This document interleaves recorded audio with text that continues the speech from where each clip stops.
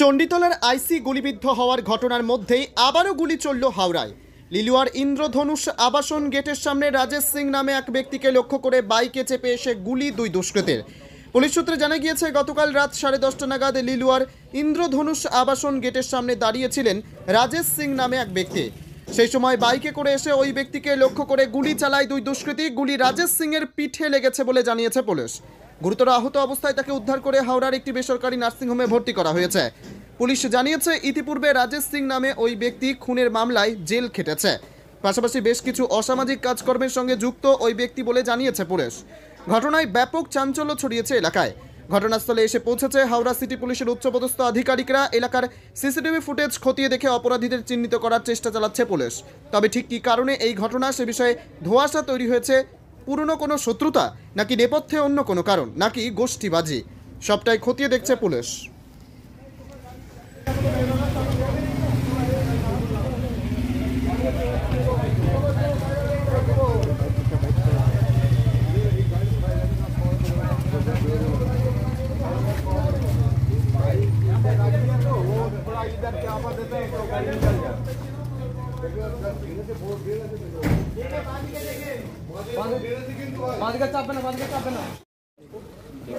मतलब ऐसा नहीं लगना चाहिए कि मतलब वो बाहर ही रहेगा। अगर वो मतलब बोला ये नहीं ठीक कर, तो फिर मैंने सबको बोला इसको एक बार बोल देते हैं तो कि वो बोल देगा। फिर मैंने उसको फ़ोन करके बोला वही ऐसा। এখানে একটা ফায়ারিং এর ইনসিডেন্ট হয়েছে, যেখানে রাজেশ সিং বলে একজন ইনজিওর্ড হয়েছে।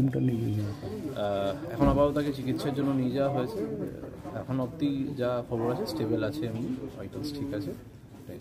মানে কিছু বোঝা গেল কারা করতে পারে বা কিছু না না না, আমরা সিসিটিভি দেখে যে পেলেন এখানে তো দেখতে হবে কোথায় কোথায় আমরা সিসিটিভি কি পাই। সে মতো এখন হচ্ছে মানে ইনভেস্টিগেশন তো একদম প্রাইমারি স্টেজে আছে। সবটাই মানে আফটার ট্রিটমেন্ট সবটা ক্লিয়ার হবে। রাজেশ সিং সম্বন্ধে কিছু বলবেন? আপনি তো আবার কি ছিল বা কিছু না? তো এমনিতে লাস্ট 5-6 বছর ধরে যদিও সেরকম কোনো কেসে ইনভলভমেন্ট দেখা যায়নি। তার আগে তার বিভিন্ন কেস টেস্ট ছিল, বেশ কিছু আনসার্টেড কেস, হ্যাঁ ছিল। মানে বেসিক্যালি জেলও খেটেছিলেন? হ্যাঁ একদম জেল খেটেছে। এখন তার ক্রিমিনাল অ্যাক্টিভিটিস এরকম কিছু ছিল? কোনো কেসে ইনভলভমেন্ট তো আমরা লাস্ট 4-5 বছরে পাই। বলছি, আপনি তো আজকে সিসিটিভি ফুটেজটা দেখলেন, সিসিটিভি ফুটেজে কি দেখা গেল? তো পুরোটাই তদন্তের ব্যাপার আছে। কোন দিক থেকে বাইকটা এসেছিল, তদন্তের ব্যাপার আছে। আততায়ী কজন ছিল, আততায়ী কজন ছিল এখানে বলার ব্যাপার। এতদিন পরে যিনি 5-6 বছর ধরে কোনো ক্রিমিনাল কেসের যুক্ত ছিলেন না, আপনি বলছেন মানে যুক্ত ছিলেন না, মানে আমরা কোনো কেস রেফারেন্স করি।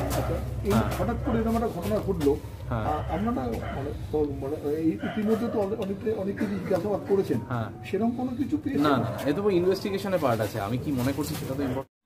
আল তামার রেস্টুরেন্ট এবার নিবড়াই সম্পূর্ণ শীততাপ নিয়ন্ত্রিত অত্যাধুনিক সুসজ্জিত রেস্টুরেন্ট।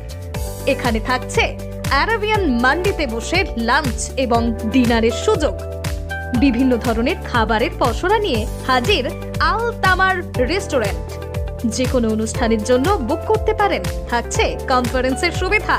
আমাদের ঠিকানা নিবড়া, হারুন মার্কেট, ডোমজুর।